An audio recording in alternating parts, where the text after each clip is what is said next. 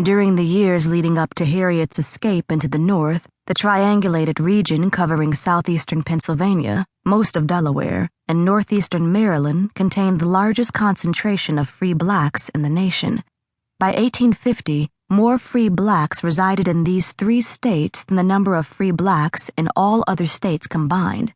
Wilmington, Baltimore, and especially Philadelphia, supported large communities of people of color. Philadelphia maintained the largest, with a city and county population of 20,000 blacks by 1847. Only a small portion of Philadelphia's blacks were native-born. Nearly one-third were from Delaware or Maryland. For those who wished to journey north, Philadelphia was the first stop on the road to freedom during the antebellum era. In just 1 year, between June 1849 and June 1850, 279 slaves fled Maryland, Harriet Tubman among them, the highest number of fugitives to leave a slave state. This migrant population was grateful for the gifts of freedom Philadelphia bestowed, and many gave back to the community. Some former fugitives specialized in helping those who came after, such as ex-slave James Walker, who operated an underground railroad depot in South Union Street. There were sophisticated clandestine networks for funneling runaway slaves in and out of the city, often in creative ways.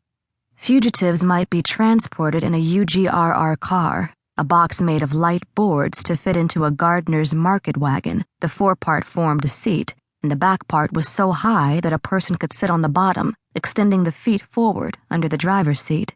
This modified vehicle would accommodate 2 hidden passengers. An enterprising black Philadelphia mortician was known to fake a funeral cortege, to hide one or more fugitives in a coffin and then transport them far outside the city, as if traveling for burial at a distant cemetery. Tubman and other fugitives who sought asylum in Philadelphia were elated to reach their destination.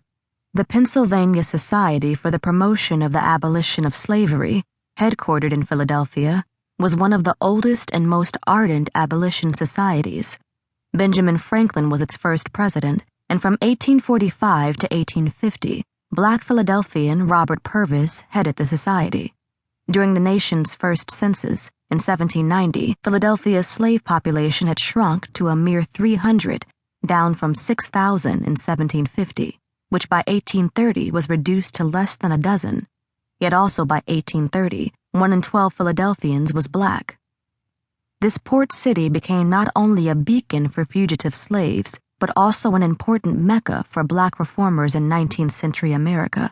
When Philadelphia hosted the first Black National Convention in 1831, 16 delegates gathered from 5 states.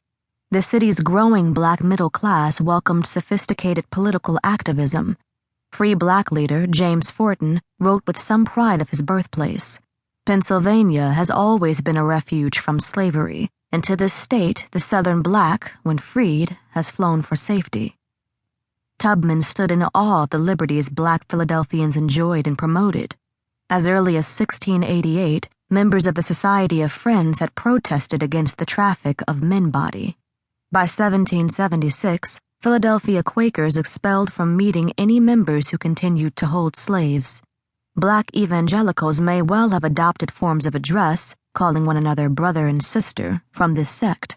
The influence of Quakers, with an integrated vision of Zion and a commitment to radical abolitionism, shaped the city's cultural landscape. Mobility and economic opportunity were also striking to a young woman fresh from the Eastern Shore, where her movements were strictly controlled. During her first weeks in the city, Tubman might have kept to herself and lain low, fearing an encounter with someone from the Eastern Shore, or if her owner had put out the word, a slave catcher seeking a woman of her description. But she would have quickly learned that the large black population guaranteed anonymity.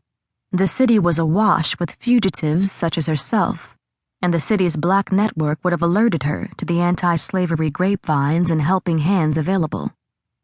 Shortly after her arrival, Tubman found employment and became self-supporting, though little is known about what work she took on.